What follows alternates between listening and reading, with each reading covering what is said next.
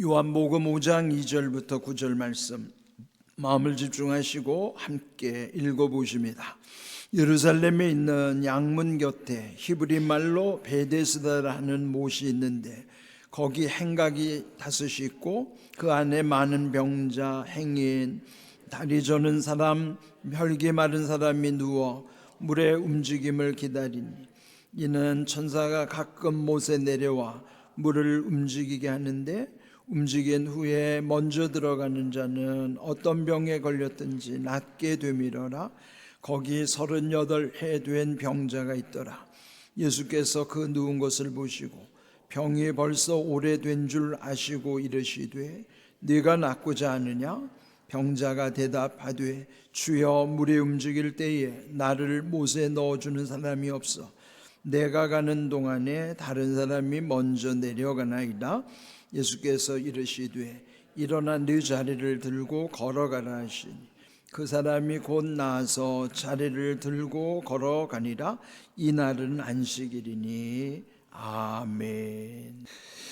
사순절로부터 부활절을 향하는 그 40일 시간 속에는 6번의 주일을 맞이하게 된다고 말씀드렸습니다. 오늘은 그 중에 4번째 주일에 해당하는 것이고요. 또 이제 앞으로 2주일을 더 지나고 나면 부활절에 이르게 되는 것입니다.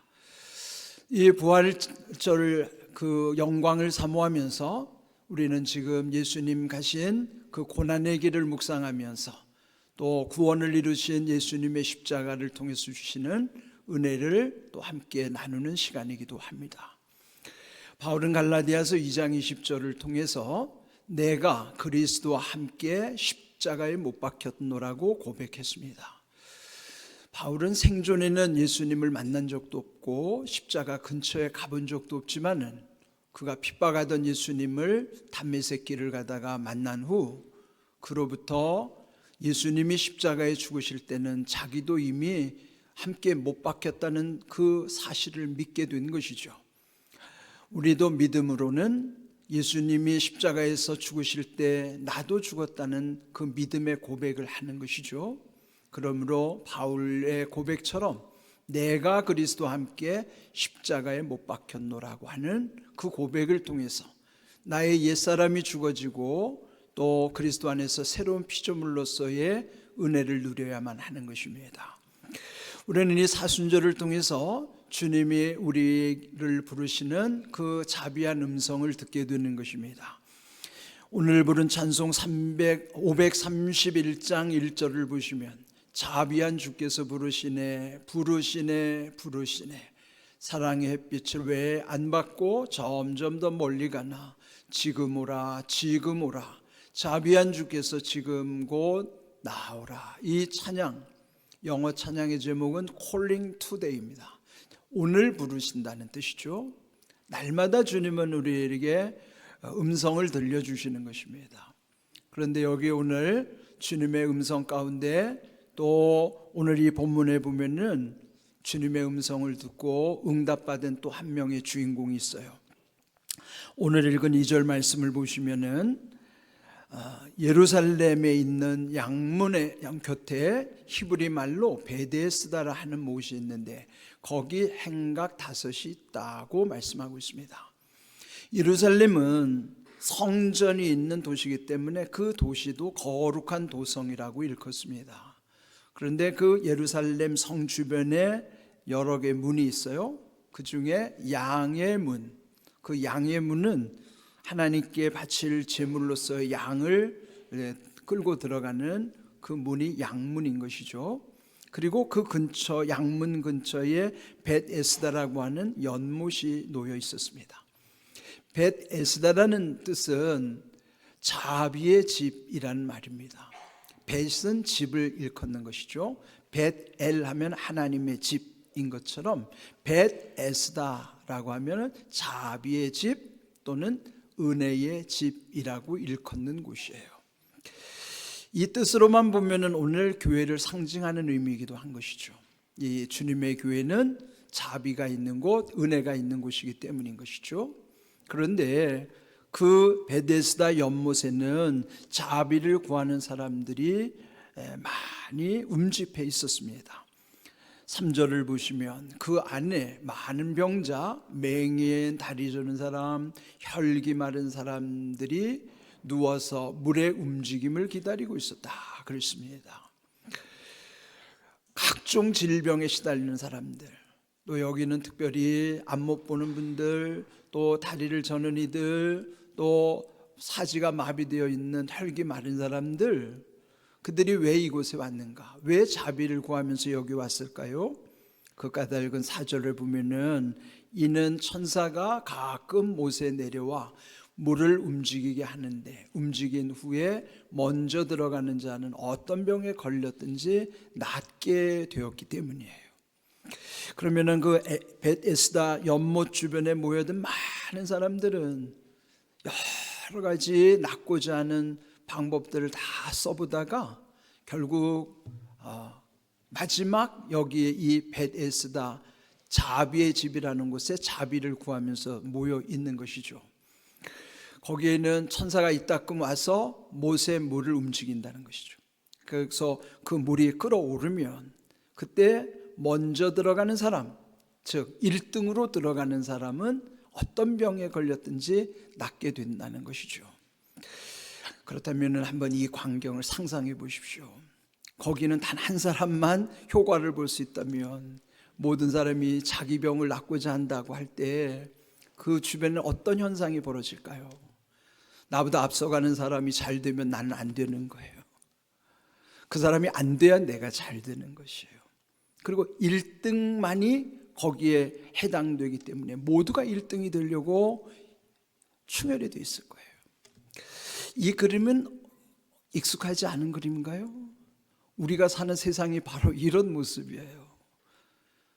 예전에는 어떤 코미디 프로에서 보면 1등만 기억하는 더러운 세상이라고 한탄하는 그런 대사도 있었어요.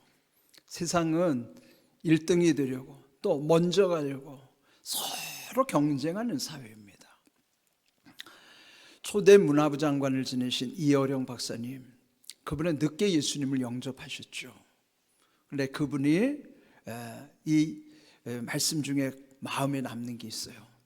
모든 사람이 한 방향으로만 달려가면 1등은 한 명밖에 없다. 그러나 제각각 다른 방향으로 달려가면 모두가 1등이 될 수 있다. 우리 사회는 그저 한 방향으로만 좋은 곳이라면 다 그쪽만 달려가니 단 한 사람의 1등 외에는 다 낙오자가 되는 거예요. 다 루저가 되는 세상이죠. 그러나 자기가 좋아하는 곳, 남을 바라보지 말고 자기가 좋아하는 방향을 해서 제각각 그쪽으로 달려가면 모두가 1등이 되는 세상을 이룰 수 있는 것이죠. 이제 우리 사회도 그렇게 바뀌어야만 하는 것이죠.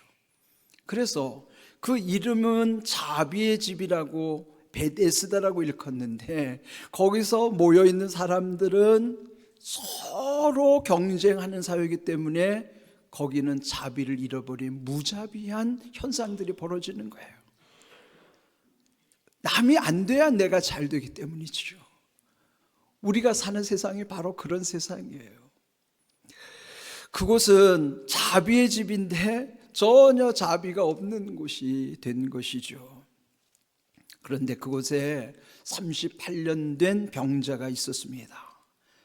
5절 말씀에 보면은 거기에 38회 된 병자가 있더라. 예수께서 그 누운 것을 보시고 병이 벌써 오래된 줄 아시고 이르시되 네가 낫고자 하느냐 물었습니다. 38년의 투병 생활이라면 그가 얼마나 지쳐 있을까요? 그동안에 좋다는 거 다 써봤지 않겠어요? 그도 마지막 한 가닥 희망을 가지고 이 벳에스다에 왔을 수 있을 것입니다. 그런데 예수님이 왜 그를 부르셨을까요? 그 38년 된 병자가 그 모인 사람들 중에는 가장 안 좋은 형편에 있는 사람일 거예요. 최악의 사람일 것입니다. 예수님은 그를 부르시면서 그 병이 벌써 오래된 것을 아시고 그에게 말씀하시는 거예요. 내가 낫고자 하느냐? 여러분 이렇게 물었을 때는 내가 낫고 싶습니다라고 답변하든지 아니면 우리가 익숙한 대로 아멘 이렇게 해야 될 거 아니겠습니까? 그런데 이 사람은 그렇게 답변한 게 아니라 7절을 보시면 물이 움직일 때 나를 못에 넣어주는 사람이 없어 내가 가는 동안에 다른 사람이 먼저 내려가나이다. 즉 남을 탓하는 것이죠. 다른 사람 때문에 나는 저기 갈 수가 없습니다. 그 마음부터 벌써 부정적인 생각으로 꽉 차 있는 거예요. 우리도 고통이 계속되면은 어느 순간 나도 모르게 마음이 부정적으로 바뀌게 되는 것이에요. 이거는 누구도 예외가 아닐 것입니다. 그러니까 이렇게 부정적인 마음에 사로잡혀 있지만은 그에게 내가 낫고자 하느냐 물은 다음에 그 다음에 그는 말씀에 순종하게 되었습니다. 8절을 보시면 예수께서 이르시되 일어나 네 자리를 들고 걸어가라 하시니 그 사람이 곧 나아서 자리를 들고 걸어가니라. 이르시되라는 것은 말씀하시되 그랬죠. 이렇게 하라 명령하셨더니 그 명령을 순종했어요. 믿음으로 순종하자 그 사람은 즉시로 일어나서 자리를 들고 걸어가게 된 것입니다. 그가 원하는 대로 응답을 받은 것입니다. 그는 자비의 집에서 그 무리동함으로 해결된 것이 아니라 자비의 집에서 예수님을 만남으로 문제가 해결된 것이에요. 자비의 집 베데스다에는 서로 안 되기를 바라면서 무자비한 현상이 벌어졌지만은 그곳에 자비하신 주님이 부르실 때 오늘 부른 찬송의 가사처럼 자비한 주께서 부르시네. 그 음성을 듣고 이 38년 된 병자는 말씀에 순종할 때 그 말씀에 의지하여 그는 그 말씀대로 이루게 된 것이에요. 올해 우리 교회 기도 제목이 말씀에 의지하여 그물을 내리는 것입니다. 또 이 38년 된 병자도 말씀에 의지하여 순종했을 때에 응답을 얻게 된 것이죠.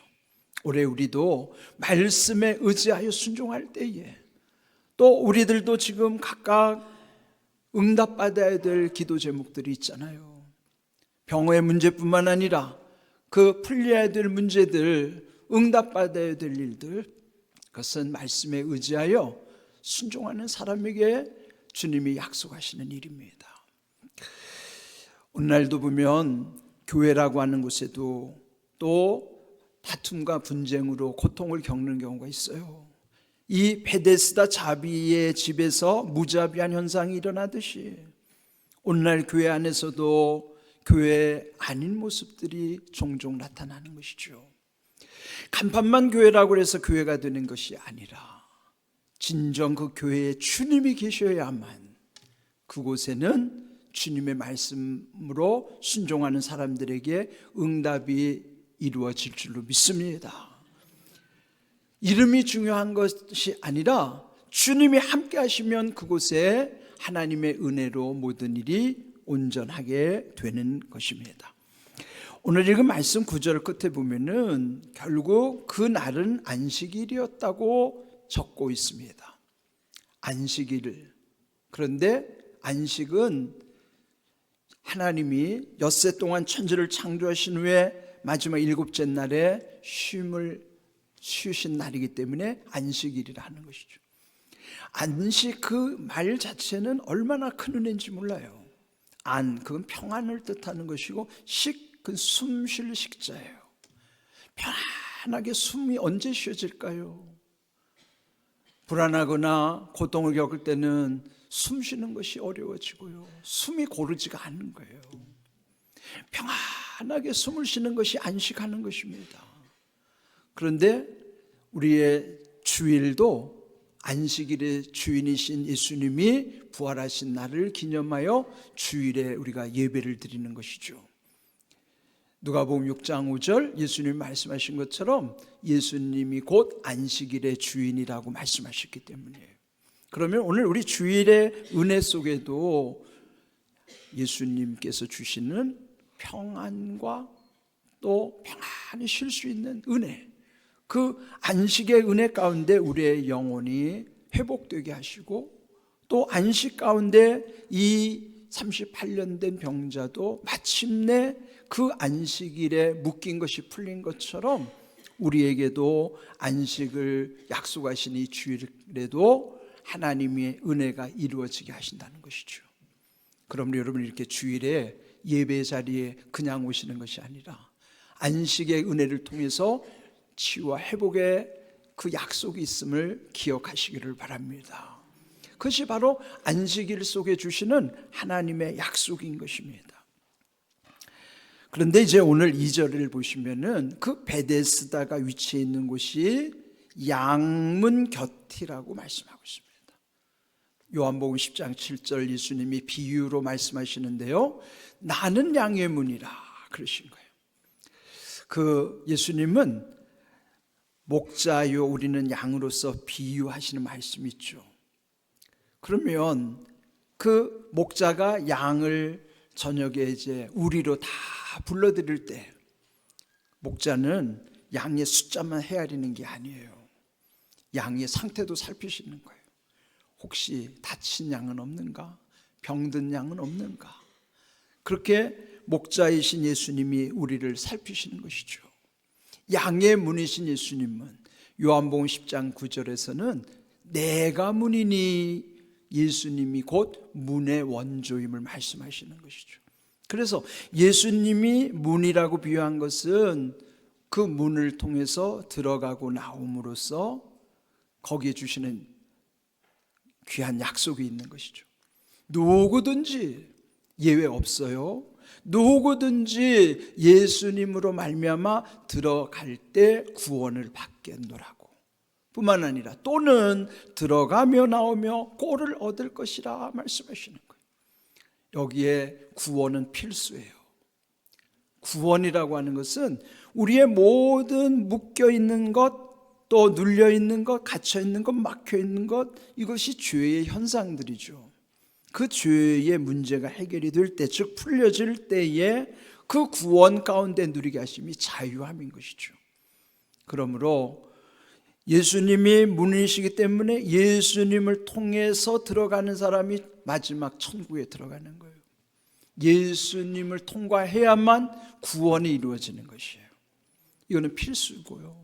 또는 들어가며 나오며 꼴을 얻으리라. 양의 꼴은 양의 먹이죠. 우리의 필요가 여기 해당되는 것이에요.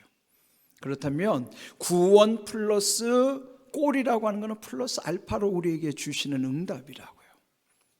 우리가 일상의 필요에 의해서 양식의 문제뿐만 아니라 우리의 필요를 구하는 모든 것이 꼴에 해당하는 것이죠. 그러므로 우리는 구원을 받는 것과 더불어 주시는 또 다른 은혜가 풍성한 꼴을 주신다 하는 것이죠. 오늘 교회에 오시는 동안에도 여러분 많은 문을 통과해서 오셨죠. 이렇게 문을 통과해서 우리가 들고 나듯이 이 비유 속에는 우리가 모든 일을 할 때에 예수님을 통해서 해야 한다는 뜻이에요. 사람을 관계하든지 세상을 관계하든지 무엇을 하든지 문이 되신 예수님을 통해서 하게 될 때에 구원의 약속, 풍성한 꼴의 약속을 주신다는 것이죠. 구원은요, 궁극적으로는 천국에 갈 수 있는 구원이기도 하지만은 일상생활 속에서는 그 위기 속에서 나를 건져주시는 삶의 구원도 포함이 되는 것입니다. 요즘은 사건과 재난이 얼마나 많은지, 이번 한 주간에도 보면은 우리나라에도 대형 산불로 인하여 많은 고통을 겪고 있습니다. 또 어제는 미얀마에서 대형 지진이 일어나서 지금 10,000명이 넘게 사망자가 생길 거라고 예측을 하고 있습니다. 국내외적으로 우리는 이 불안한 사회를 살아가고 있는 것입니다. 이럴 때 우리의 소망이신 예수님, 그분을 통과해야 하는 거예요.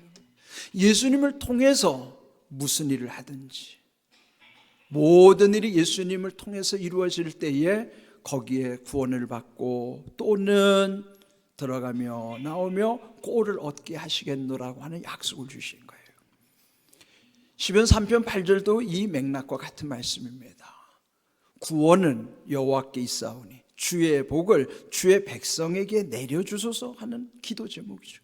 구원과 주의 복이라고 하는 것이 결국은 주의 백성을 향하는 것이지만은 우리에게 중요한 것은 구원이 먼저 이루어져야 되고, 구원받은 성도로서 이 땅에 사는 동안에 주의 복을 늘 사모하면서 그 주의 복을 힘입어 살아가게 하시는 것, 그것이 오늘 우리에게 주시는 놀라운 은혜입니다.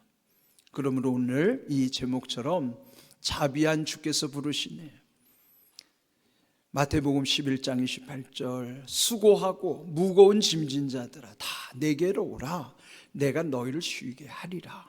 그 쉼, 그 안식을 우리에게 약속하신 주님. 우리 인생은 누구든지 다 수고할 수밖에 없고 무거운 짐을 지고 가는 인생일 수밖에 없어요. 이 주님의 음성을 들으셔야 됩니다. 자비한 주께서 부르시는 그 음성을 듣고 순종할 때, 그리고 특별히 사순절을 지내면서 그 예수님, 문이 되시는 예수님을 통해서 우리의 모든 것이 이루어질 때에 구원과 주의 복의 은혜뿐만 아니라 구원과 풍성한 꼴을 약속해 주신 것을 우리는 늘 누릴 수 있게 되는 것입니다. 오늘 이 사순절 중에 맞이하는 네 번째 주일, 우리에게 주시는 자비한 주께서 부르심의 음성 순종하고, 그 말씀을 순종할 때마다 오늘 이 38년 된 병자도 응답받았다면 오늘 이 시대를 살아가는 우리도 응답 주시겠노라고 하는 또 다른 약속일 것이죠. 성경에서 비추어 주시는 이런 모든 모습은 결국 그 속에 오늘의 나를 비추어 주시는 모습이기도 한 것입니다. 오늘 주신 귀한 약속의 말씀, 우리 모두가 자비한 주께서 부르시는 그 음성 가운데 약속이 이루어지는 복된 믿음의 삶이 되시기를 주님의 이름으로 축복합니다. 아멘.